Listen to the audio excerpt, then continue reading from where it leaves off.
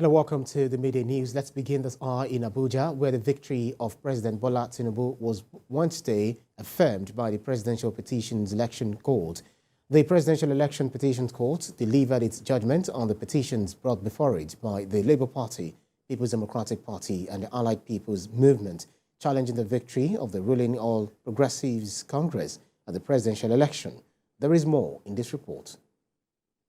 Exactly 100 days in office of President Bola Tinubu, the Presidential Election Petition Court sitting in the nation's capital in Abuja has affirmed the election of President Bola Tinubu of the All Progressives Congress.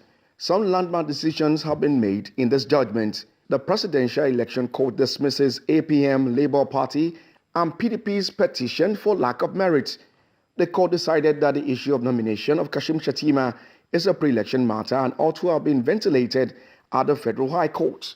The issue of non-qualification and disqualification of a candidate is a pre-election matter. Election, when concluded and result declared, cannot be questioned under the provision of Section 131 of the Constitution on issue of non-qualification or disqualification. The petitioner ought to have filed a case before the Federal High Court within 14 days from the day the cause of action arose. Section 285, subsection 14c, doesn't allow members of any political party to challenge the nomination of a candidate of another political party. The petitioner lacks the local standard to institute the petition.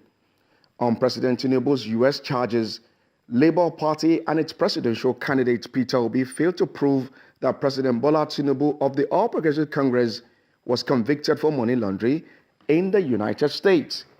However, the tribunal ruled that no criminal charges was filed against Tinubu in the U.S. and that the APC candidate did not go through a criminal charge in America. On the 25% vote in Abuja, the tribunal also dismissed Obi and LP's petition on 25% vote of Tinubu in the Federal Capital Territory, saying Abuja is like any other state. The tribunal says FCT has no special status, describes interpretation of Section 134, subsection 2b, as fallacious. On INEC is at liberty to prescribe the manner which election results should be collated. INEC is not mandated to electronically transmit or transfer election results.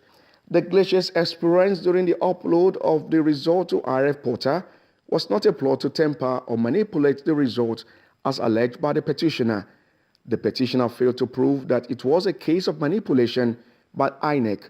The glaciers are not on ground to challenge the outcome of an election in view of Section 134, subsection 1b of the Electoral Act.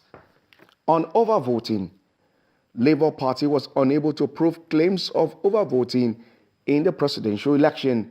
The petitioner failed to establish any allegation of overvoting or voter suppression, the court ruled. PDP fails to give names of polling units affected by overvoting in Kogi State.